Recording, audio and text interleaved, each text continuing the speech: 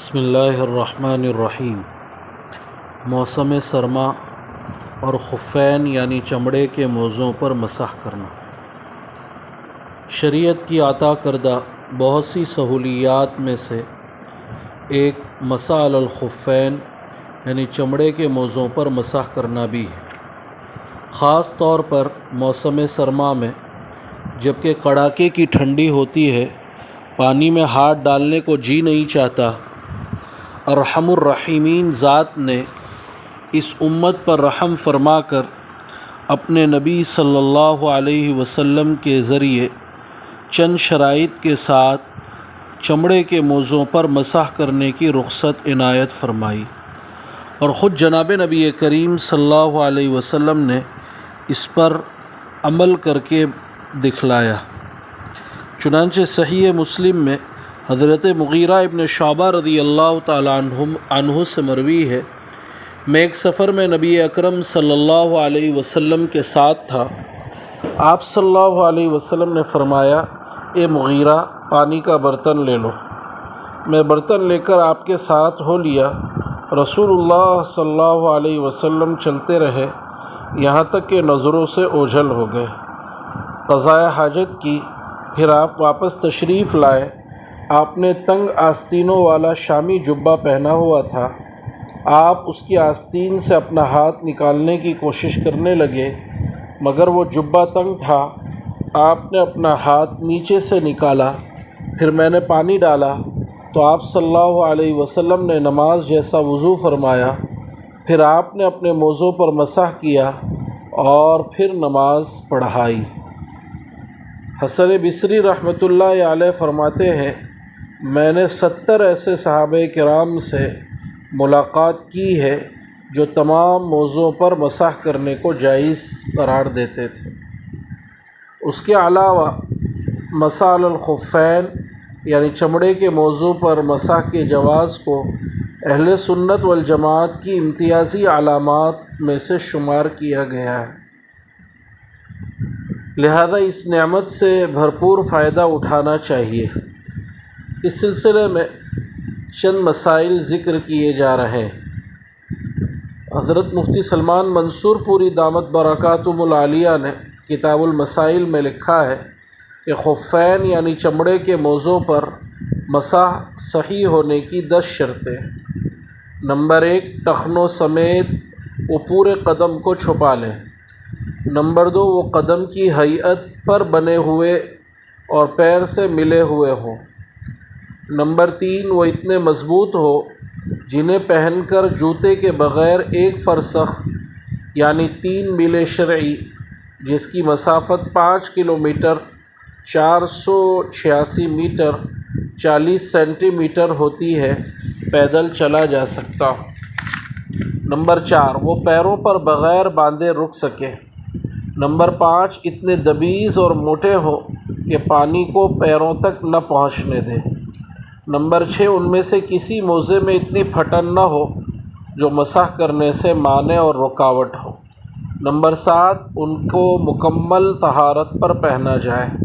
Number 8، وہ طہارت تیمم سے حاصل نہ کی گئی ہو۔ نمبر 9، مسح کرنے والا جنوبی نہ ہو۔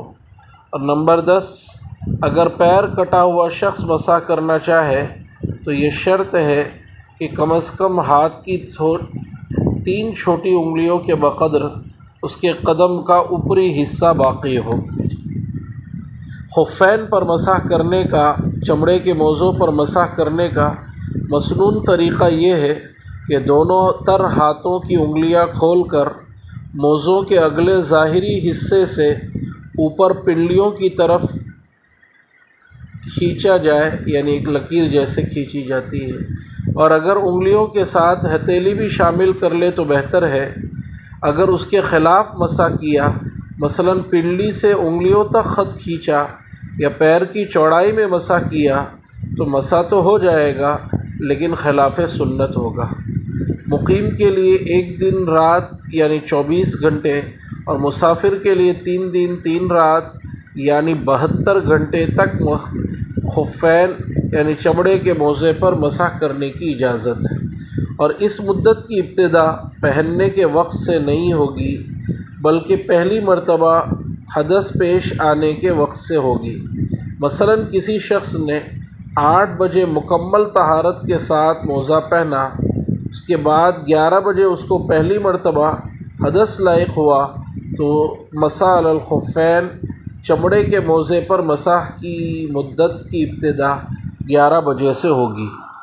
آج کل استعمال ہونے والے نائلون اور سوتی اور اونی موزوں پر مسح بالکل جائز نہیں، اس لیے کہ ان میں اوپر ذکر کردہ شرائط نہیں پائی جاتی، لہذا وضو کے وقت ان کو اتار کر پیروں کو دھونا لازم ہے۔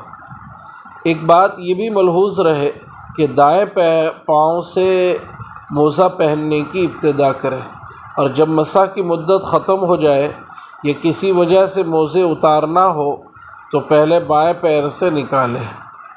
حضرت عائشہ رضی اللہ تعالیٰ عنہ سے بخاری شریف میں منقول ہے کہ اللہ کے رسول صلی اللہ علیہ وسلم کو جوتا پہننے، کنگھا کرنے، پاکی حاصل کرنے، الغرض آپ کو ہر ذی شان کام میں دائیں جانب سے ابتدا کرنا اچھا لگتا تھا۔ حضرت شیخ الحدیث حضرت مولانا زکریا صاحب رحمۃ اللہ علیہ کے حالات میں لکھا ہے کہ سردیوں کے زمانے میں خدام پیروں میں موزے پہناتے تھے، حالانکہ اس وقت خطوط لکھا رہے ہیں، کسی کے ساتھ بات چیت ہو رہی ہے، یہ کسی اور کام میں مشغول ہے، موزہ پہنانے والا موزہ پہنانے کا کام کر رہا ہے، لیکن اس نے بے خبری میں پہلے الٹے پیر یعنی بائیں پاؤں کا موزہ پہنانا چاہا تو فوراً تنبیہ فرمائی کہ تمہیں اتنا بھی معلوم نہیں کہ پہلے دائیں پیر میں موزہ پہنایا جاتا ہے۔ اس طرح سنتوں کی پیروی ان کے مزاج کے اندر رچی اور بسی ہوئی تھی۔ اسی طرح بانی دعوت و تبلیغ حضرت مولانا الیاس صاحب رحمۃ اللہ علیہ کے حالات میں لکھا ہے کہ جس زمانے میں آپ بیمار تھے اور جس بیماری میں آپ کا انتقال ہوا، سردی کا زمانہ تھا اور چمڑے کے موزے پہنے ہوئے تھے، بیماری کی وجہ سے کمزوری اتنی زیادہ تھی کہ اپنے ہاتھوں سے ان کو نکال نہیں سکتے تھے، تو اشارہ کیا کہ اس کو نکالو۔ جب لوگ نکالنے لگے تو اسی طرح بے خیالی میں الٹے پاؤں کے بجائے سیدھے پاؤں سے پہلے نکالنے لگے۔ حضرت نے فوراً پاؤں کھینچ لیا۔ اب وہ سوچنے لگے کہ ایک طرف تو موزے نکالنے کو کہہ رہے ہیں اور دوسری طرف نکالنے کی کوشش کرتے ہیں، تو پاؤں کھینچ لیتے ہیں، اور پھر موزہ نکالنے کا اشارہ فرمایا اور دوسری مرتبہ بھی ایسا ہی ہوا، پاؤں کھینچ لیا۔ اب لوگ پریشان ہیں، ان کی سمجھ میں نہیں آ رہا ہے کہ حضرت بار بار پاؤں کیوں کھینچ رہے ہیں، چونکہ خود بیماری کی وجہ سے بول نہیں سکتے تھے۔ اسی دوران حضرت جی مولانا یوسف صاحب رحمۃ اللہ علیہ یعنی حضرت جی ثانی تشریف لائے تو لوگوں نے آپ کو یہ قصہ بتلایا کہ حضرت کہہ رہے ہیں کہ موزہ نکالو، اور ہم نکالتے ہیں تو پاؤں کھینچ لیتے ہیں۔ حضرت جی مولانا یوسف صاحب نے فرمایا کہ تم پہلے سیدھے پاؤں سے موزہ نکالتے ہو، تم